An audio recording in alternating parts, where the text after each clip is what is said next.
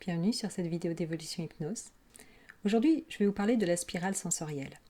C'est une induction, en fait, une mise sous hypnose qui vous permettra aussi de faire de l'auto-hypnose.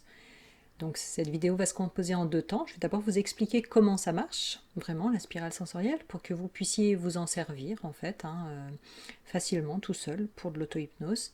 Et puis ensuite, il y aura un accompagnement, en fait, pour que vous puissiez rentrer en hypnose, vous puissiez bien comprendre ce que je viens d'expliquer, et puis qu'ensuite, vous puissiez finalement vous refaire cette même spirale sensorielle vous-même pour entrer en auto-hypnose de la manière qui vous convient encore mieux que ce que j'ai pu dire pendant l'accompagnement.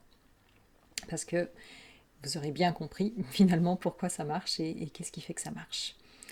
Donc voilà, qu'est-ce que c'est exactement que cette spirale sensorielle? Pour commencer par les explications.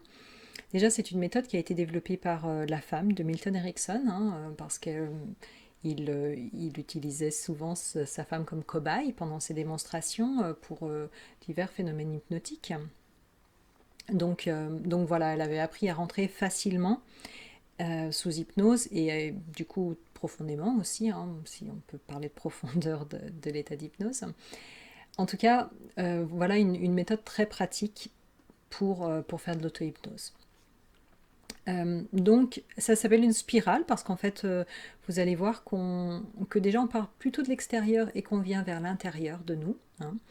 Et puis parce qu'on passe, on prend d'abord 5 choses, et puis 4 choses, et puis 3 choses, et puis 2. Donc voilà, quelque part il y a plusieurs spirales, plusieurs raisons pourquoi c'est une spirale. Sensorielle simplement parce que ça utilise tous les sens. Donc on va regrouper tout ce qui est olfactif, gustatif, avec plutôt ce qui est kinesthésique aussi, ce qui fait partie du toucher, tout ce qui est proprioception aussi, et puis voilà la sensation des différentes parties du corps et de leur position dans l'espace.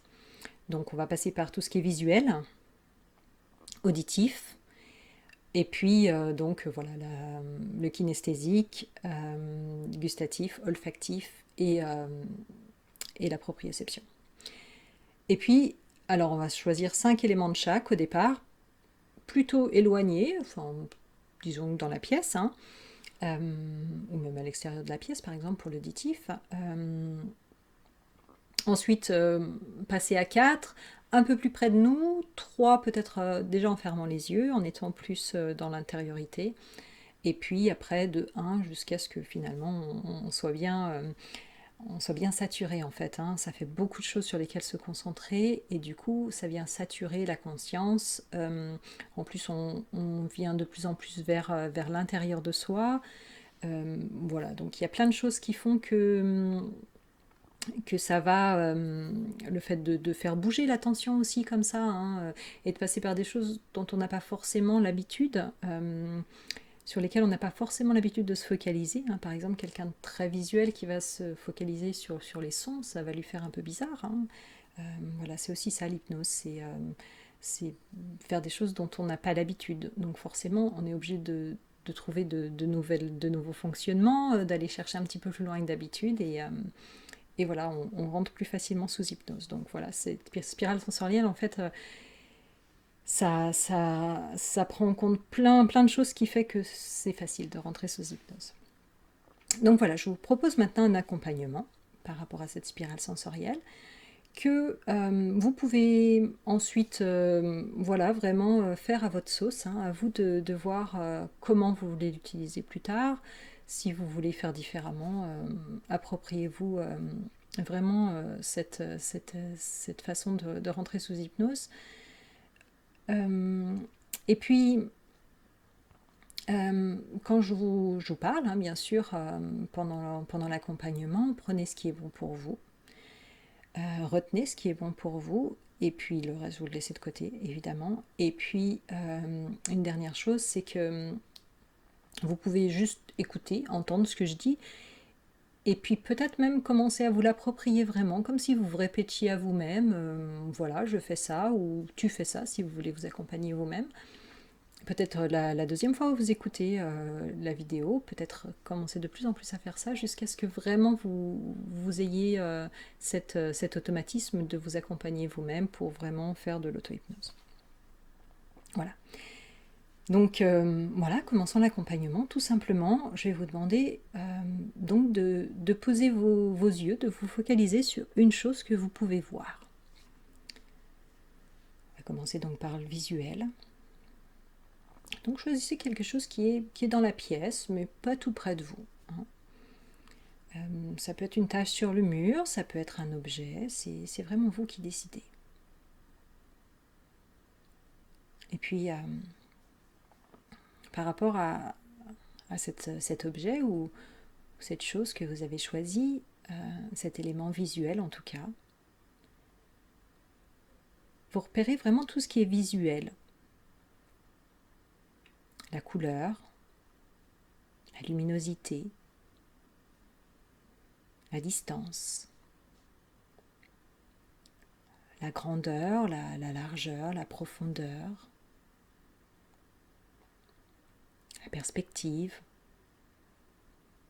Puis comme ça, vous passez sur un autre élément et de nouveau, vous regardez tous les éléments visuels de cette chose, de cet objet ou un point sur le mur.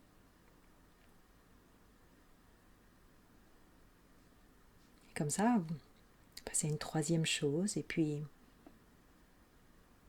vraiment vous voyez tous les détails.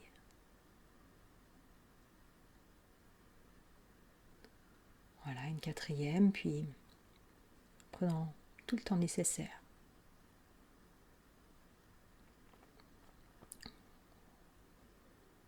Vraiment, vous prenez en considération 5 éléments visuels, avec tous leurs détails. La couleur, la luminosité, la grandeur, la distance, les contrastes. Et puis, vous passez à l'auditif. Repérez 5 bruits, 5 sons. Toutes les composantes du son, la fréquence, si c'est plutôt un bruit assez aigu ou assez grave, si c'est un mélange de tout ça. Repérez aussi, c'est plutôt situé à droite ou à gauche de vous. Sa position comme ça dans l'espace et puis le volume. C'est un son qui vous plaît, est-ce qu'il est harmonieux, dissonant?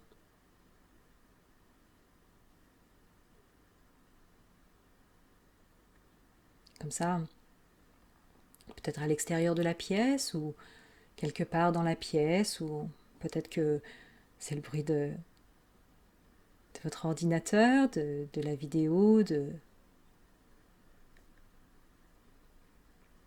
tout cas, choisissez comme ça 5 bruits. Ça peut être aussi ma voix, ça peut être le ton, le rythme. Une fois que vous avez fait le tour de 5 éléments auditifs, prenez en compte 5 éléments plutôt kinesthésiques. Peut-être déjà une odeur dans la pièce, un goût dans la bouche, la température.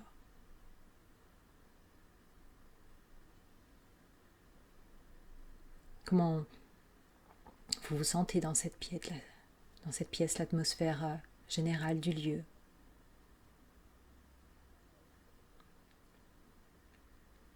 La position de votre corps, comment vous êtes assis, allongé ou peut-être debout. Comme ça, vous prenez en compte 5 éléments. Kinesthésique, olfactif, gustatif.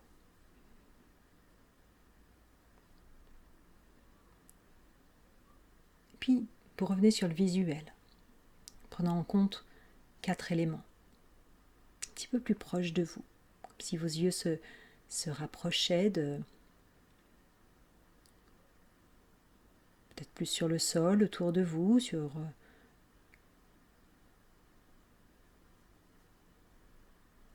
votre genou, sur le siège sur lequel vous êtes assis, si c'est le cas, ou juste 5 éléments comme ça, 4 éléments un petit peu plus proches de vous.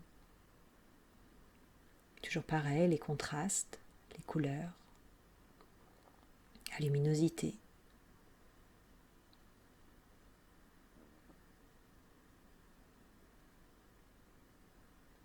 La grandeur,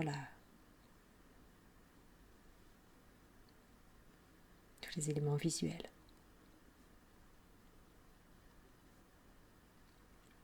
Puis 4 éléments auditifs. Qu'est-ce que vous entendez? Où est-ce que ça se situe dans la pièce? Est-ce que ça vous plaît? Quel est le rythme? Le ton?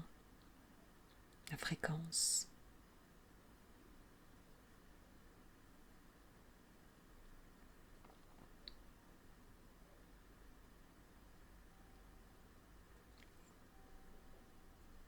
Vous pouvez fermer les yeux aussi pour mieux entendre parfois. Puis 4 éléments qui ont plutôt à voir avec le ressenti, le toucher. Est-ce que vos mains se touchent l'une l'autre ou touchent une partie de votre corps? Quelle sensation ça fait?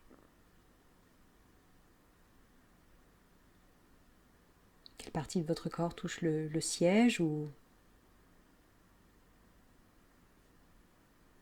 le sol? Bien sentir ces points d'appui.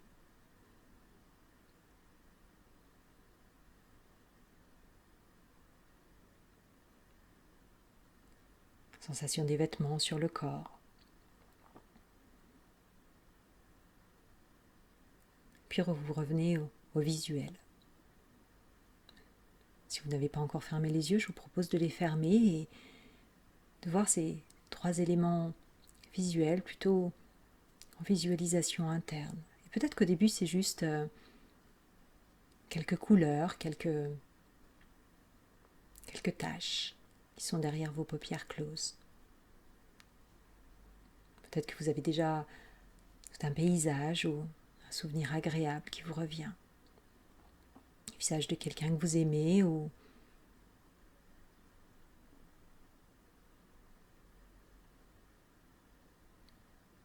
vous pouvez passer sur 3 visages, 3 paysages, 3 éléments du décor ou juste 3 petits flashs de lumière qui viennent comme ça, peu importe ce qui vous vient.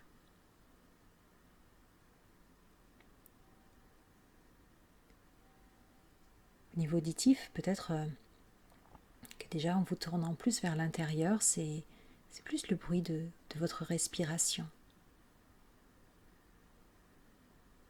Qu'est-ce que ça fait à l'intérieur? À quel rythme est-ce que vous respirez? Est-ce que ça s'est modifié déjà?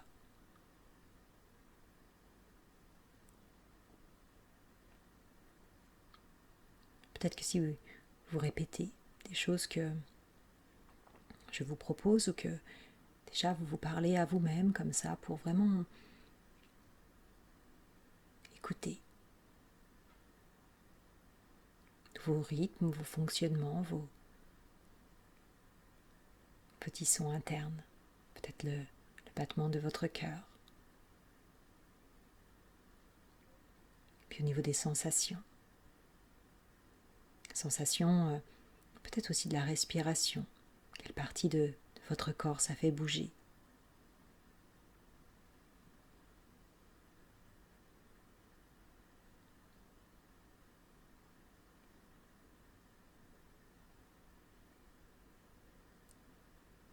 Est-ce qu'un muscle se relâche quelque part?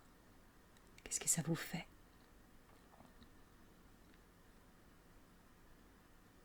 Est-ce qu'il y a d'autres sensations?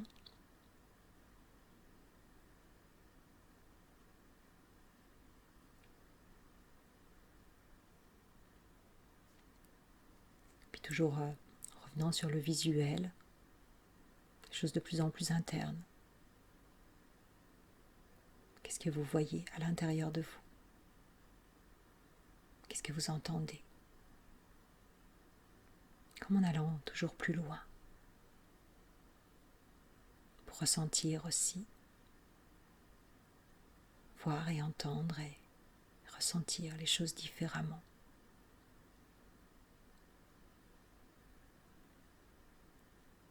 Pour vraiment vivre une expérience intéressante.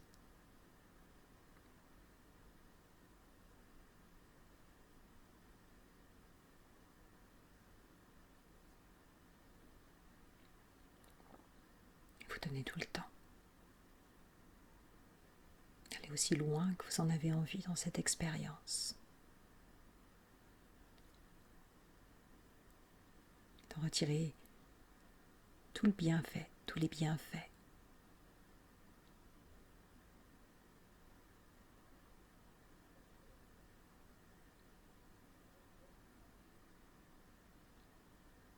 Allez vous ressourcer.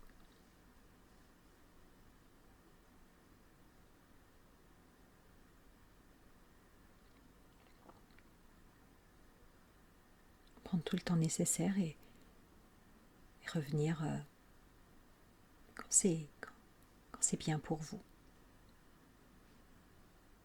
Revenir à ici et maintenant, revenir à votre rythme.